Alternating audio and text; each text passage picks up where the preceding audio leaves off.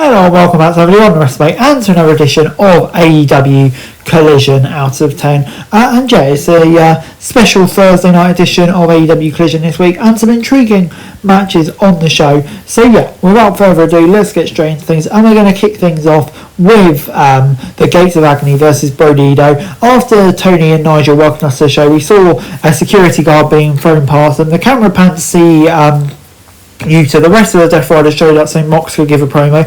Mox talks about Darby screwing him since he returned and called him out. The risk taker appeared in the balcony area, but then he disappeared into the crowd. Mox and crew went to look for him, which led to a video of Adam Page beating Moxley for the title. The first match we got this week was the quarterfinal.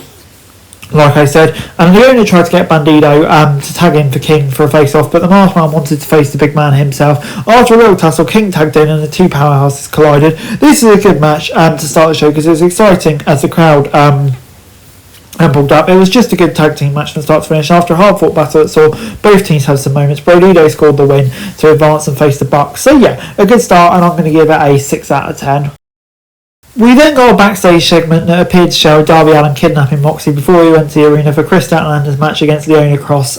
Cross is one of the opponents who Stat has to look up in the eyes, but Stat still seemed to have the power advantage. This could have been a simple squash, but Cross was able to get in some offense before Stat inevitably got the submission finisher. There wasn't much this match, but everything we saw looked alright, but just a bog standard squash kind of time match really. 5 out of 10. When they made their entrance as Stat was leaving, Thekla came out with Julia Hart and Sky Blue, and Hart and Blue helped Thekla play some mind games early to take control, but Nightingale had a significant size and power advantage, so she used that to keep finding ways to make a comeback. Thekla was able to take control after sending Widow into the steps, and she maintained her advantage throughout the break. When we returned, the Babe with the power began making a comeback. This match was paced well enough to see both women have plenty of time to shine. This was the most competitive bout Thekla has been in since coming into AEW, and both looked great. Nightingale put up a great fight, but Thekla hit a stomp to get the win. The Triangle of Madness attacked Willow once match was over, and Penelope Ford and Megan Blaine joined on the beating, but Queen Armanata, Anna Jay and Tay Mello came out of chairs to make the save. I'm going to give it a 6 out of 10. A really good match. I thought established Thekla well, which was really good to see. So yeah, good stuff. 6 out of 10.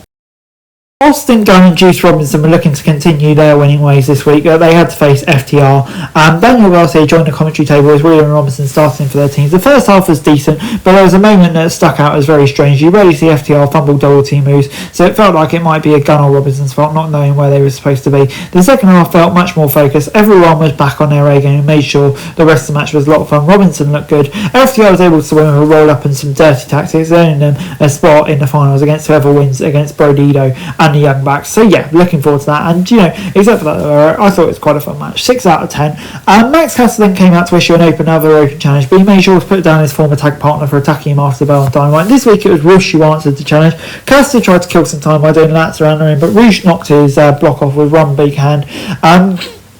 Toro Blanco began running Caster from barricade to barricade all around the ring. Caster was able to take control momentarily, but Rouge quickly recovered and unloaded on him in the ring. Rouge didn't care about the clock and let the time run out, so he just kept beating Caster. Not that this was the most entertaining of his open challenge, but it was one he actually survived. The rest of LFI came out and attacked Caster, but Fox, Knight and Bailey made the save. Another one, at least it's slightly different this time, 6 out of 10. Before we got Shane Taylor Promotions versus Skyflight, and Shane Taylor, Carly Bradford and Sean Dean in action against Sky, Martin and Darius. Taylor and Sky started their teams. The former TNT champ was cornered and beaten down a bit, but he made a comeback against Bravo and tagged in Top Flight to hit a double team attack. Top Flight and the infantry did most of the high flying and fast paced action, while Sky and Taylor focused more on power moves and strike. There wasn't much of a pattern to what we saw, but the outcome seemed obvious from the jump. Skyflight is a new trio on the block, so AEW is going to be pushing them a bit, and Sky getting a win made sense as well. So yeah, 6 out of 10. We then got Dustin Rhodes taking on Carl Fletcher for the TNT Championships. The natural starts off hot and set Fletcher out of the ring with a few strikes, but the Protest Star was first to grab a weapon when he found a Kendo stick under the ring. Both of these men are gifted. This match wasn't technical. They were looking to make the most of every minute of TV time they had to make people hurt as much as possible. Both men were bleeding within 5 minutes and went through a table before the break. This was a physical and entertaining fight between a future world champion, one of the most celebrated veterans in the game. The show went into overtime to stay with it. They left everything in the ring, including several ounces of their own blood. We even saw Rose use an iron claw with a glove full of tacks. Connors handed Fletcher a screwdriver and he used it to hit Rhodes in the head and damage his knee. He even stabbed it right into Dustin's leg, but the Natural refused to get up. He almost won with a roll up before Fletcher hit a brainbuster to become the new TNT champ. This gets an 8 out of 10 for me. A brilliant match, buzzing for Fletcher. I think it's probably the right decision as well. So yeah, this was really good stuff. 8 out of 10. Overall, AEW Collision this week, that's 7 out of 10 for me. I thought, yeah, on the whole, pretty decent show, and it was top-ended perfectly with that brilliant main event, and Cole Fletcher becoming the new TNT champion. Very much looking forward to seeing what he can do with those belts. So yeah, on the whole, this was a really decent show, and gets a 7 out of 10 from me. That's it for this video. Thanks very much for watching. Remember to like, share, subscribe. Follow us on our socials. Link in the description below for daily wrestling news, meme and content. Subscribe to our other channels on screen right now. That'd be greatly appreciated. Thanks very much for watching. Peace out.